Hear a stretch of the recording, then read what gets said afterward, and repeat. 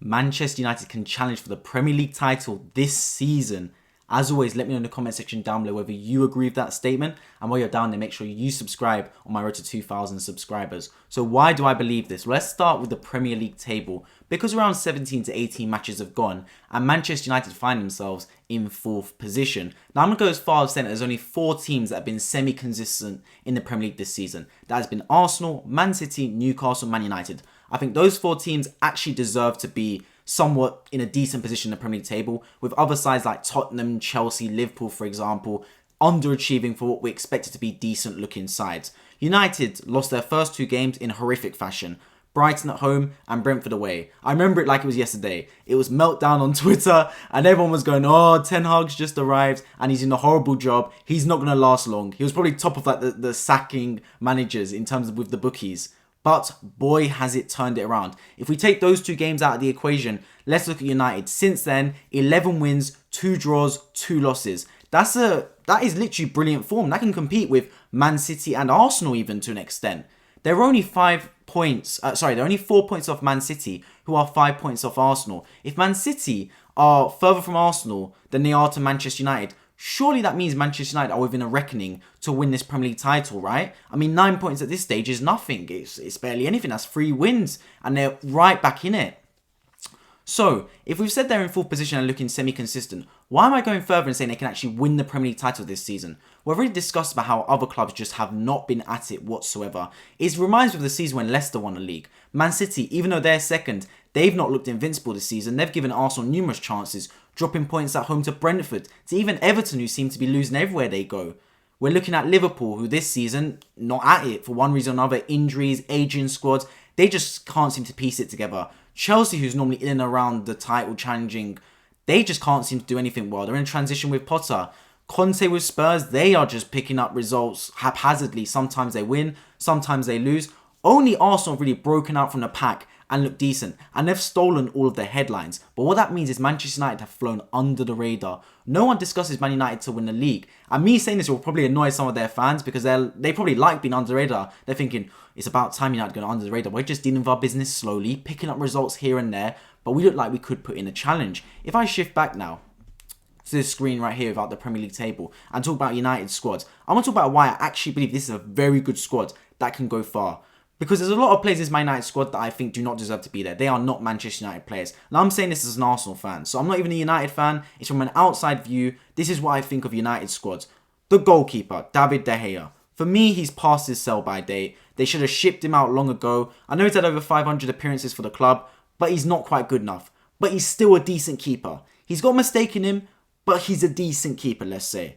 The right back and left back, Dalot and Shaw/Malacia, they can be improved. I don't think they're world beaters, to be honest. But they're 2 centre-backs, Varane and Lisandro Martinez, brilliant partnership.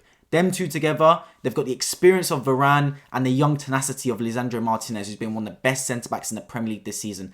Them 2, that's a foundation. That's a partnership. One of the best centre-back partnerships in the Premier League this season. Then we move into midfield. They play a 3 in midfield just like Arsenal do. Casemiro, world-class CDM, one of the best CDMs in the world. You've got Eriksen or Fred, who shifts in that middle of the park area. Both decent enough-ish players. But then their attacking midfielder, Bruno Fernandes, one of the best attacking midfielders in the world. Then let's move into the attacking options. I don't rate Sancho. I don't rate Anthony. I don't rate Alanga, to be honest. And I don't rate Martial. But they've got a bagsman up front in Marcus Rashford, who is getting goals for them in a consistent fashion and has improved since Ronaldo has been shifted out of the starting 11 and now he's not even with the squad anymore. He's out of the limelight. It's now Rashford who's been thrust into the limelight and he is thriving. This goes to show that the spine is so important in a team. Because I've just labelled that their wingers are not that great and their left back and right back ain't great. But Manchester United have got a world-class centre-back partnership, a world-class CDM, a world-class attacking midfielder and a world-class goal scorer.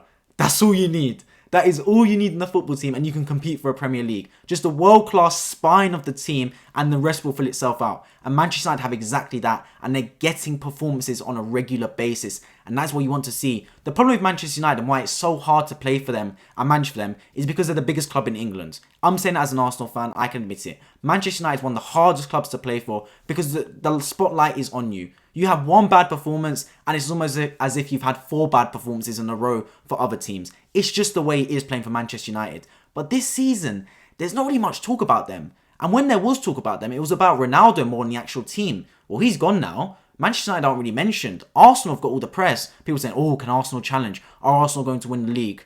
Yeah, I mean, Arsenal are looking like it. We're picking up results left, right, centre. We're looking solid. We're on course to maybe get around 100 points this season. But you've got a team in Manchester United who are defending well. They're not conceding, let's be completely honest. They're nicking results against teams like Fulham away. Last second got the winner. Picking up consistent wins. Wolves away. That's a tough game under a new Lopetegui side. Got the win as well. Clinicality from Marcus Rashford off the bench. And they've got a manager who's not afraid to make big decisions. Shifts Ronaldo out of the team. Shifts him out of the whole squad. They sack him completely after he went against the team. He takes his best goal scorer, Marcus Rashford, and puts him off on the bench because of disciplinary issues. That is a manager that's not afraid to make big decisions and a manager that's respected in the club. I feel like too many managers at Manchester United were not respected by the players. Was that because the players' egos were too large? Was that because the manager wasn't good enough to manage Manchester United? Who knows, but for one or more reasons, the players did not respect the manager and the results were not coming. These players respect Erik Ten Hag and the players in there are gelling together and they're looking cohesive and they're looking to put together some results. Now, the thing is, right, these next two games is massive when it comes to the Premier League. Absolutely massive. Because Arsenal play Tottenham away and Manchester United at home. Man City play Manchester United away, then Tottenham Hotspur at home. And Manchester United play Manchester City at home and then Arsenal away. So the three teams that I believe can challenge for this Premier League, because although I think Newcastle will do very well this season, I'm not necessarily putting them as title challengers. They're all playing each other basically and have two back-to-back tough games. Now, at home, I do believe United can get something from City. The only game they really lost last season after their collapse at the start was Aston Villa away against a brand new Unai Emery side who are well drilled, and Man City away, who, let's be honest, everyone loses to. Let's be completely honest. At the Etihad, no one's really picking up a result unless you're Brentford. Because they're getting results in other games. They're beating Liverpool, they're beating Arsenal, they're beating Tottenham. Granted, all those games were at Old Trafford, so we'll have to see what they do going to the Emirates.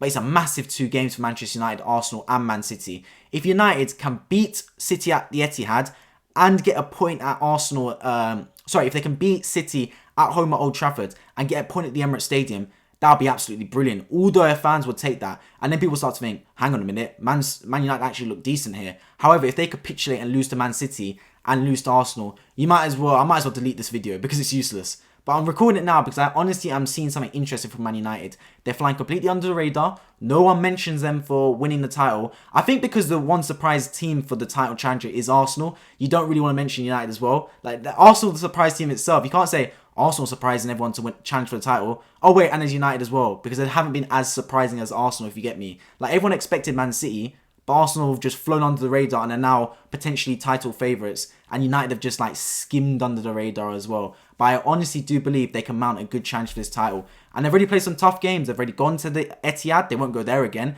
They're about to play City and Arsenal twice in the next 2 weeks. Meaning both, potentially the other two title challengers, would have played both their games against them by the end of January. They're in a really good position, Manchester United. And I hate to say it as an Arsenal fan, but I'm here to deliver my opinion and deliver the football news and why I believe Manchester United can challenge for this Premier League title this season, which will be an absolute roller coaster, whirlwind season in the Premier League. As always, I'm loving football right now. Let me know in the comment section down below your thoughts. Do you agree with me? Do you believe Manchester United can challenge? Or am I just waffling in this video? And as always, make sure you subscribe if you liked what I talked about on my road to 2000. I've been White Football and I hope to see you all in my next video.